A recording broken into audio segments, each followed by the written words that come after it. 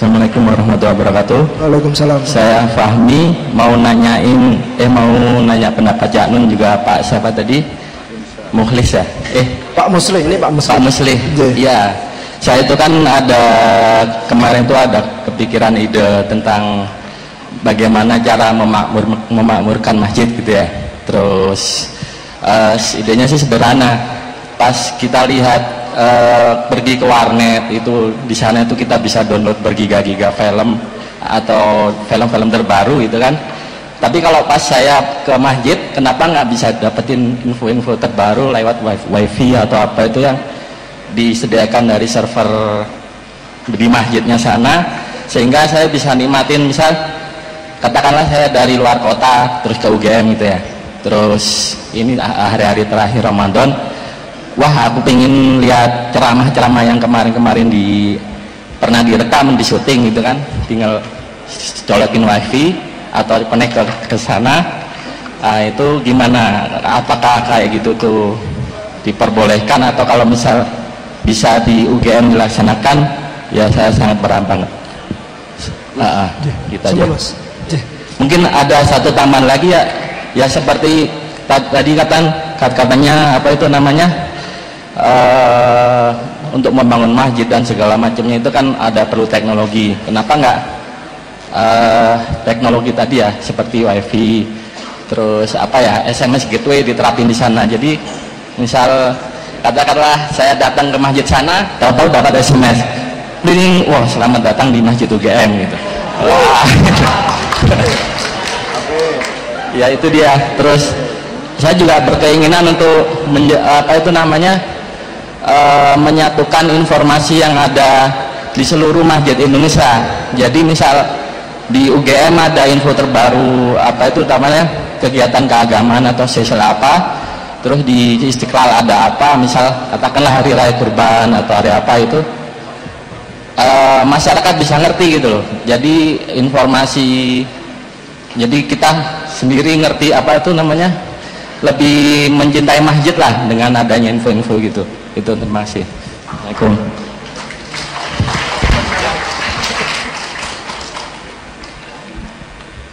Terima kasih. Ya memang harusnya masjid seperti itu harapannya. Saya tadi kan cerita gelanggang, contoh sederhana. Cak Nur tadi mengatakan ya memang kadang-kadang ketika kemudian kita menjadi kuat, kita menjadi tertutup. Ya bisa begitu. Ini contoh saja, tadi kan cerita Cak Nur, saya kira masih ingat, Mas Edi Mei, Mas Edi ingat. Di Gelanggang ini jamaah tarweh menghadap ke barat. Ini gelanggang itu tiap hari dipakai basket, dipakai gelup, dipakai perisai diri, dipakai jungkir balik.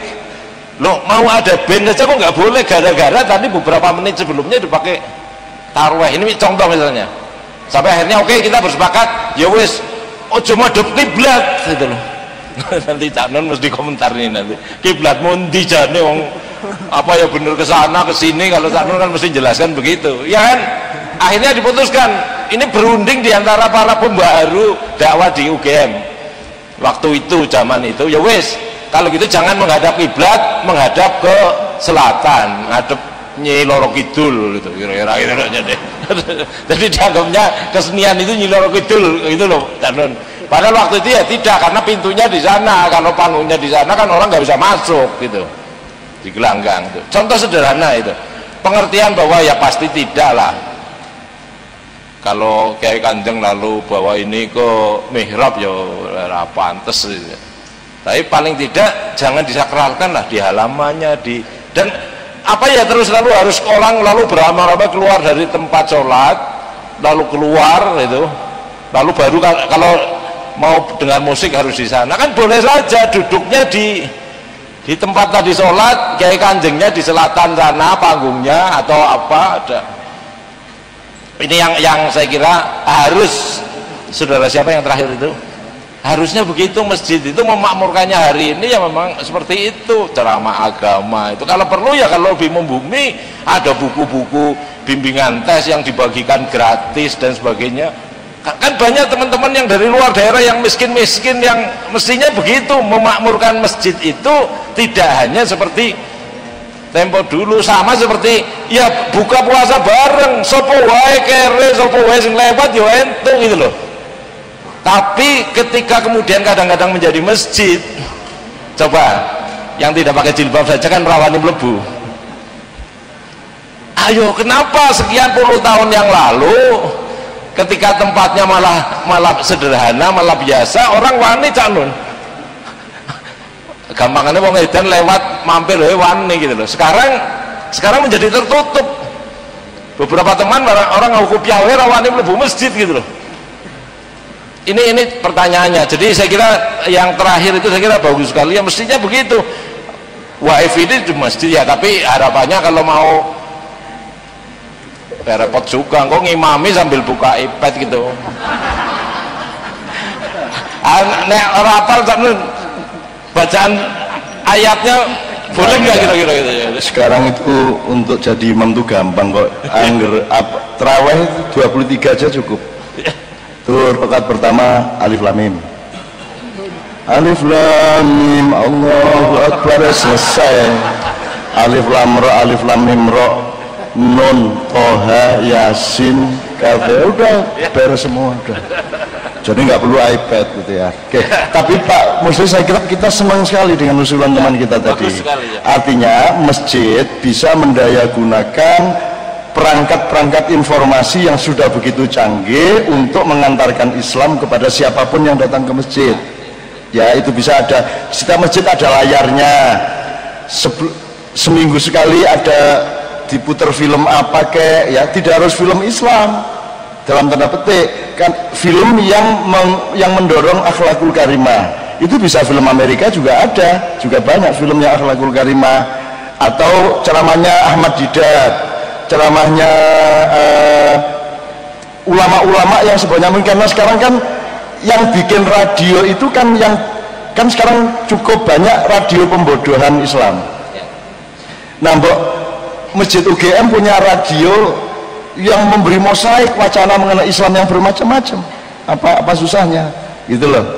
Untuk dapat daftar frekuensinya segala macam kan bisa diatur gitu loh. Masa UGM tidak bisa, wong yang untuk pembodohan aja bisa, masa untuk gitu ya. Jadi saya sangat senang dan dia sudah dapat pahala besar ya, dapat pahala besar. Dan mungkin memang ya harus rutin. Jadi karena yang diceritakan para dosen itu kan juga banyak yang bersifat mursal, banyak yang bersifat keliru. Ya Anda diomongin tadi karena ada yang ngomong tentang 2008 resesi, mungkin nanti pertumbuhan. Loh, kalau kita tumbuh sekian persen maksud wong pelarat sing pedomo. Itu kan saya kalau bahkan boleh usul ya. Iya. Wacana-wacana yang diputar di masjid itu jangan terus formalistik Islam ya, simbolik. Ya. Jadi misalnya di masjid Anda cari informasi opo toko Lombok ini bertahan 70.000. Itu saya bisa supply bahan ke Anda. Iki bulog tenanan pora iki ngomong ini, iki jujur pora. Saya bisa kasih bahan ke Anda. Rumah semua kurang ngerti bab beras apa piye. Gitu loh, bisa saya kasih supply, bisa video, bisa bagan-bagan, tapi pokoknya ada layar di masjid yang memberi wacana selengkap mungkin. Jadi jangan dipasai layar untuk aliran tok. Kalau bisa semua aliran diungkapkan tidak apa-apa, tapi semuanya dikasih supaya orang belajar untuk memilih. Misalnya sekarang orang curiga kepada wasiah syahadatnya ditambah-tambah, lah aku bareng ya tak tambah syahadat resminya asyhadu alla ilaha illallah wa muhammadar rasulullah, tapi nanti saya teruskan sendiri dalam hidup saya bersaksi bahwa Lombok ini ciptaan Allah dan haknya Allah. Aku kepedesan sidik, aku langsung Al-Fatihah, harap ngopo gue aku ya syahadat gua gitu loh. Nah, kalau saya mewajibkan syahadat Lombok itu bagian dari syariat syahadat, baru saya salah. Tapi kalau meneruskan syahadat dengan penghayatan rasa syukur terhadap hidayah Allah dan rahmat alam semesta kan malah bagus. Satu. Terus untuk teman kita ini Pak Musli, kita ini kan semua orang pekerjaannya dakwah ya. Tidak ada ustadz profesi dakwah, itu tidak ada. Yang ada semua manusia berdakwah, semua manusia bertablik. Yang ada sekarang adalah ustadz-ustadz, sebagian besar ustadz-ustadz yang menolak dakwah, menolak tablik. Lu dakwah kuwi nyelok wong sing durung Islam Ya. angger rada ora cocok karo kowe malah kok kon lunga kok. Lho kuwi dudu dakwah kuwi. Buang kuwi jenenge. Gitu loh. Dakwah itu ya memanggil orang yang belum Islam untuk datang ke Anda. Anda harus punya kearifan untuk bergaul dengan macam-macam orang. Wong aku iki nggawa seorang ateis dari Belanda, namanya seorang tokoh namanya Eugene van Erven. Saya ajak ke Masjid Unibro dan langsung saya umumkan di mihrab, tak ajak maju, saudara-saudara ini komunis, ateis. Ya, sebelum dia ngomong yang mau bunuh sekarang saya saksikan. Kamu jangan ngomong halal darahnya tanpa membunuhnya. Sebab kalau kamu sudah ngomong itu halal darahnya tapi kamu tidak membunuh, kamu melanggar surat kamu melanggar apa namanya juz 29. Kabura maqtan indallahi antakulu ma la taf'alun. Aja ngomong tok nek pancen ke halal darahnya patenono. Daftarun sak yojo pira sing arep kepateni dilaksanakan berapa tahun, sak Indonesia perang tahun. Ning kira-kira urung nganti mateni wong siji kowe wis dipateni dhisik. Kan gitu. Jadi teman-teman sekalian, dakwah itu punya kearifan kepada orang yang justru belum Islam. Bikinlah orang wanita yang belum pakai jilbab berani masuk. Ya orang jurnang imaman turu ya ora, tapi kan ya. Tapi pokoknya terbuka loh, justru dakwah itu kepada yang belum. Lagi dakwah sesama santri lah tinggal ngopo. Kampanye, sing kampanye ketua partai Demokrat straight ketua dewan pembina Demokrat kuwi jabatan loro didadekke siji Gusti Allah merangkap malaikat merangkap nabi ya terus sing ngrungokke ya wong partai Demokrat lha kuwi lak pekok to kuwi lha nggo apa kuwi wong kowe mendakwahkan partai Demokrat kok ning ngarepe wong Demokrat kowe nglumpuke wedhus wahai kambing jadilah kambing lo wis wedhus pekok gitu ya satu. Berikutnya seorang ulama harus tahu baunya orang salah dan dia tidak apa belepotan baunya orang salah. Ini nggak usah di exploited kue nang pasar kembang jauh ngapa kue ini dakwah ya ora gue ya ojo ya toh. Tapi harus ibarat kucing pak, anak kucing terperosok ke dalam parit yang busuk. Seorang mubalik, seorang dai, pendakwah, dia bukan berpidato di atas jalan. Wahai anak kucing yang ada di dalam parit busuk, keluarlah engkau dari situ. Minad dzulumati ilan nur. Kucingnya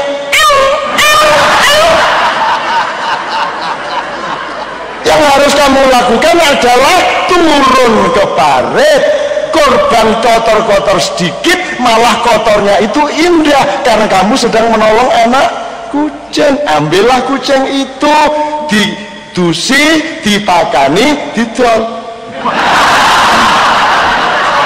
lanjut didol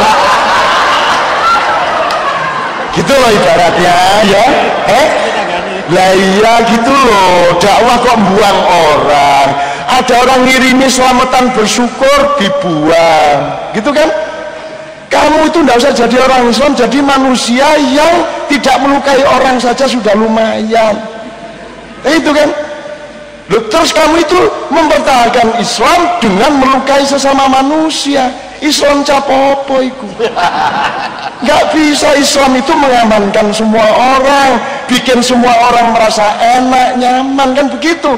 Maka namanya Islam, nama alatnya iman, tujuannya aman, jalannya iman, pelakunya mukmin, doanya amin. Jelas kurang biaya coba, epistemologinya kan sangat jelas gitu. Langge kan mau Islam kok tidak menyenangkan. Dan nuwun sewu ya, Islam itu rahmat. Kamu disuruh gantiin Islam bisa enggak? Islam ki ono dzalikal kitabul la raiba fihi hudan lil muttaqin. Bisa enggak kamu menggantikan ayat itu? tampil kemana-mana sesuai dan sepadan dengan ayat itu. Kamu tidak bisa menggantikan. Al-Quran begitu indah, orisinal dari Allah. Jadi kamu yang butuh pembelaan dari Islam. Begitu kamu masuk Islam, kamu dibela oleh Allah, betul enggak? Jadi nggak usah GR kamu yang membela Islam.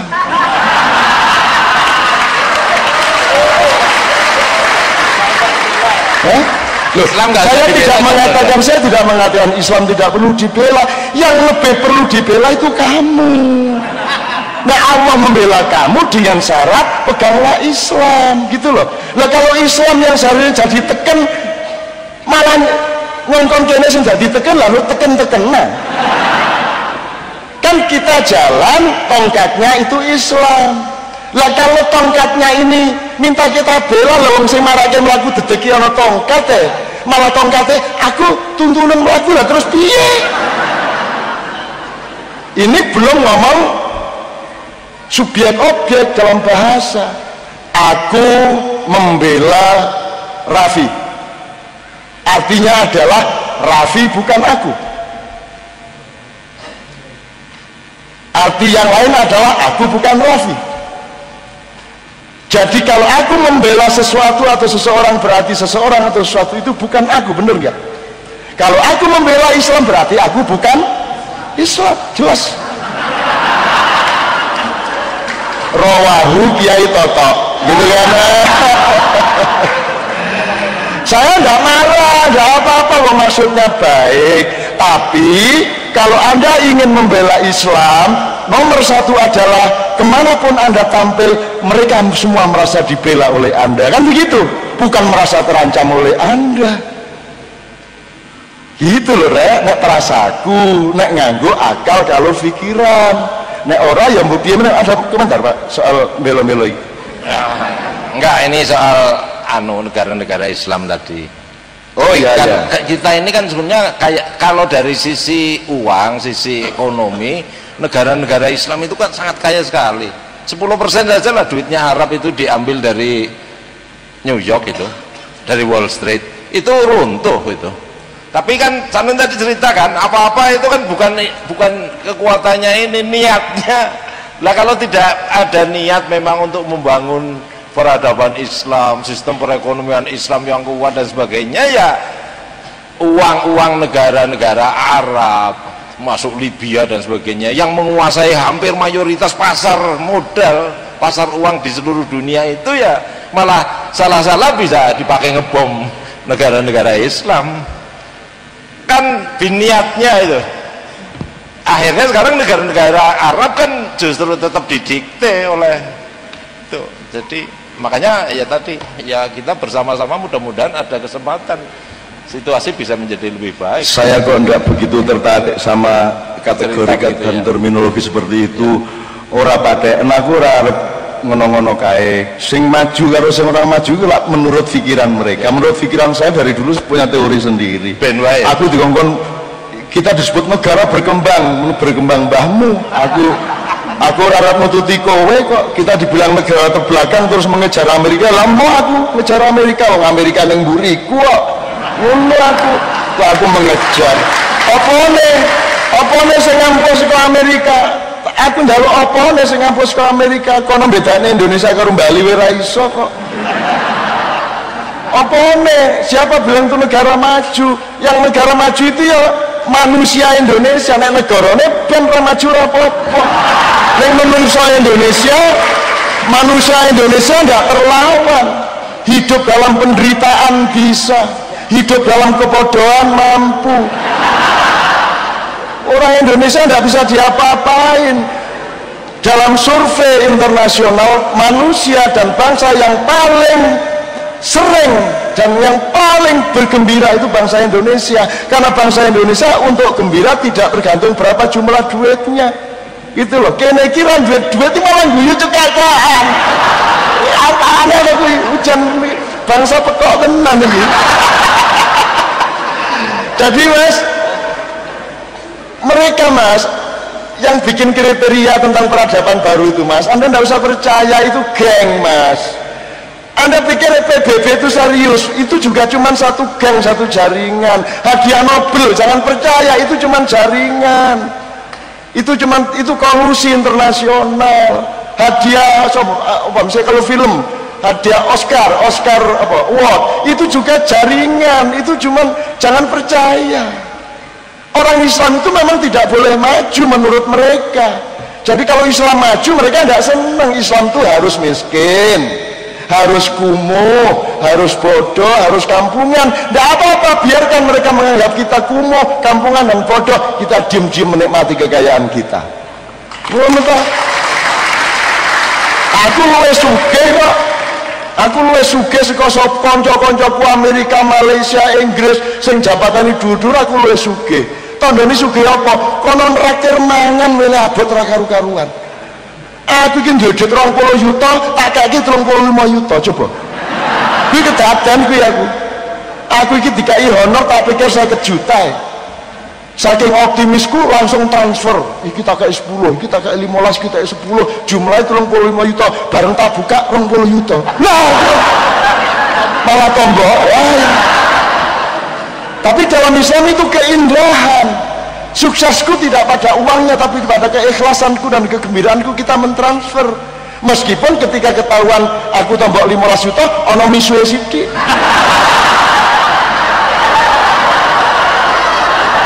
Loh, nek ora ono misue sithik berarti aku dudu menungso normal. Apa njur kejagol watu, blek astagfirullah. Terus tiba blek subhanallah. Ana pengen kan kalimat thayyibah entek. Misalnya aku ngene iki ya. Subhanallah. Alhamdulillah. Nah, kira-kira ping 4 wis emoh kalimat thayyibah. Sumeneng ta sumeneng. Ya lah. Aku menungso. Akhirnya tandanya manusia itu punya mulut, punya anus. Oh, nek menungso ki kudu gelem ngentut, kudu gelem nising. Mosok menungso ora gelem, nising kuwi misuh kuwi. Apa ora nising kuwi? Ayo mesti ngomong nising elek. Lah yo misuh kuwi nising saka cangkem ngono lho. Lah mosok ora entuk ki lho, wajan. Sing ora entuk misuhi wong. Nek misuh dhewe yo bentuk. Apa meneh nek ngimami kedawan wis surate. Besok kabeh ya cadonya. Kene iki sembahyang wis ngantuk-ngantuk, buka urung tutup. Kene iki urung karuan waret, begitu salat tarawih kok wah Al-Baqarah.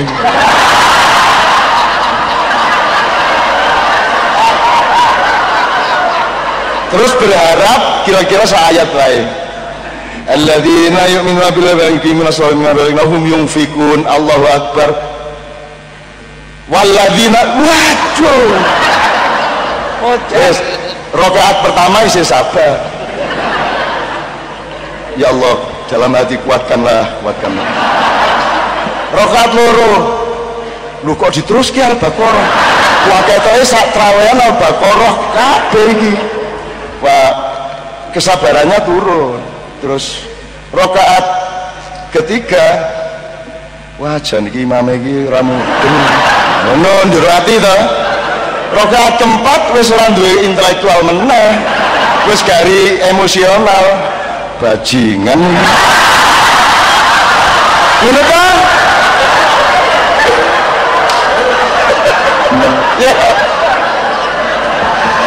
Makanya perlu kearifan, perlu ilmu sosial, perlu tasamuh, perlu toleransi, perlu kesanggupan untuk memperkirakan bahwa makmum kita itu macam-macam.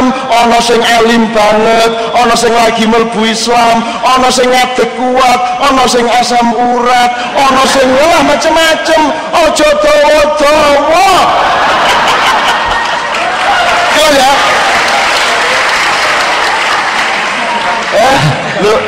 Nah itu bisa dibayangkan Cak Nun di sana di pojokan kira-kira bayangke Cak Nun kok arifnya 20 tahun yang lalu kayak apa wong saiki kaya ngono gitu ya.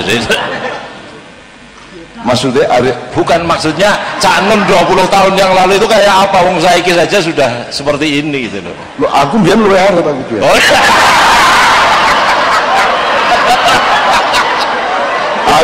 aku angger jam-jam 10 munggah mesti karo Arif ning Malioboro kono kae. Ono Arif Susilo, ono Arif.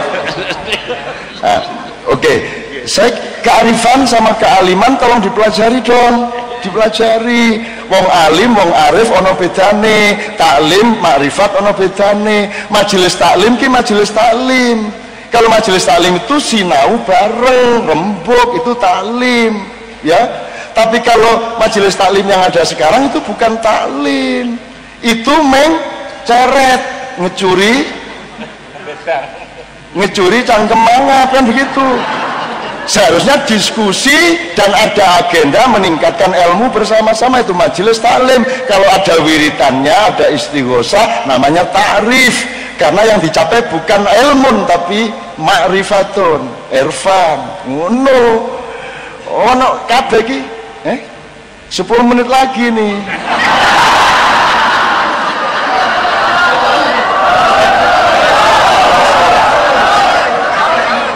Aku manut bisa tekan sahur ya Cak Nun. Kira-kira aku leren 10 menit harus kuantami orang. Gerasi ini salah.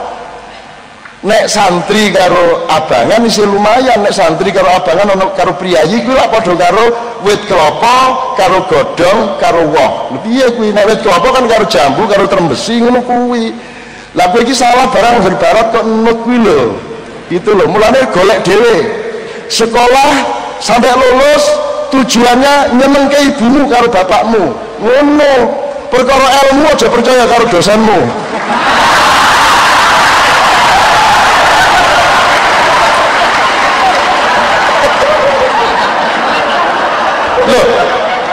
Lho apa gunane nek kowe ning dadi terus dosen? Gunane ilmuwan kuwi golek dhewe. Jadi ketika bikin skripsi menurut toh ibit wapsit ngono itu kan pas skripsi ning di luar kelas kowe kudu menurut saya ngono. Nek menurut saya ning skripsi ra entuk. Ra lulus. Dosenmu njero ngono. Sapa?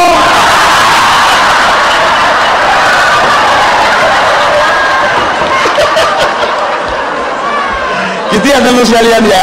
Mudah-mudahan ini membuat kita berpikir lebih jernih. Terakhir sekali yang soal Tuhan bikin agama kok. Pertama ada kalimatnya Tuhan kan bikin agama banyak, itu saya tidak setuju. Tuhan satu bikin agama satu. Ya. Kapan-kapan kita omongkan. Kok banyak direvisi gitu kan? Ya Tuhan kan memang tidak pernah sempurna dia.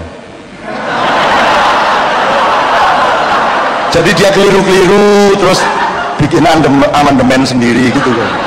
Piye karepmu piye?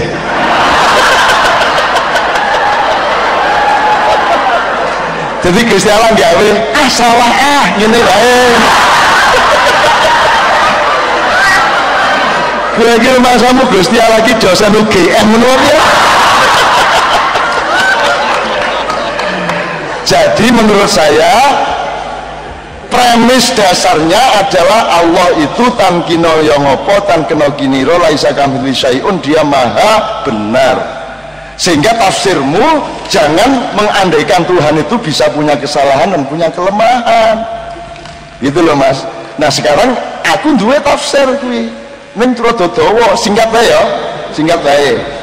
Kenapa Al-Qur'an tidak langsung dikasih Nabi Adam? Kok 7 abad setelah 7.000 tahun setelah Nabi Adam baru dikasih Quran?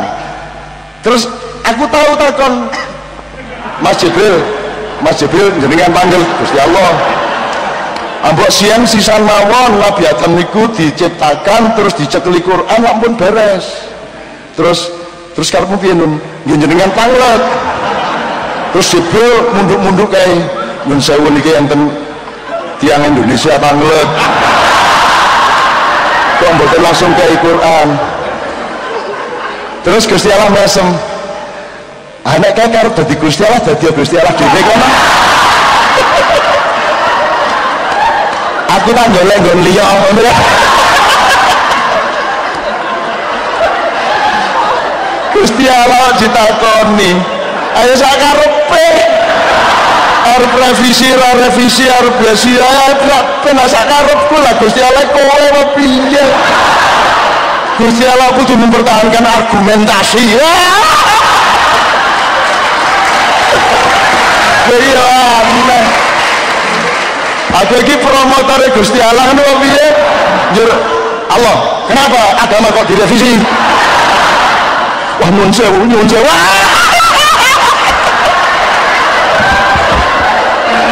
bagi pendidik ngarep Gusti Allah kan ditekani Israel kapok nih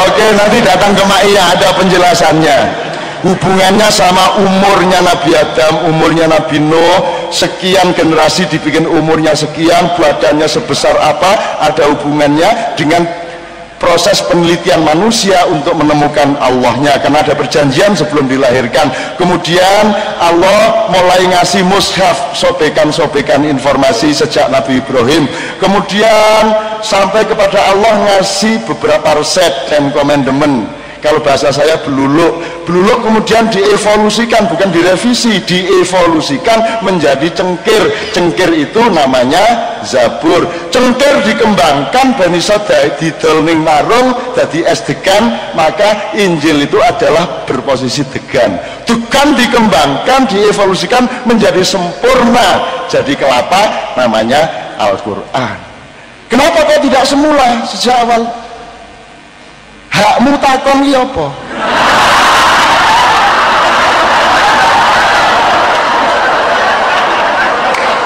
kecuali nek kowe karo Gusti Allah ki join venture Gusti Allah ki rekanan kerja dalam menciptakan alam semesta dan manusia njur kowe soalnya kowe kowe pas studi banding nanti Gusti Allah gawe dhewe kae terus loh kok ndak langsung adam kok baru ini ya kuwi ento nek kowe baru lah kowe iki gawe brengosmu dhewe kowe ra iso kowe iki nek kudune sing nahan kowe ra iso kok nggak punya kuasa atas sendiri yang mengke sawane aku dialog karo intelektual cerdas tenan nganti barang lah sampai akhirnya Quran sudah menjadi buku manual untuk umat manusia sempurna lengkap ada sabutnya ada batoknya ada buah yang bisa diparut jadi santan ada udah sempurna akhirnya umat Islam terbelah-belah menjadi ada yang Islam aliran sabut Islam aliran batok Islam aliran degan Islam aliran parut Islam aliran santen Islam aliran belarak Islam aliran janur wow kayak banget sing janur itu sing bener dari bahasa Arab ja'an nur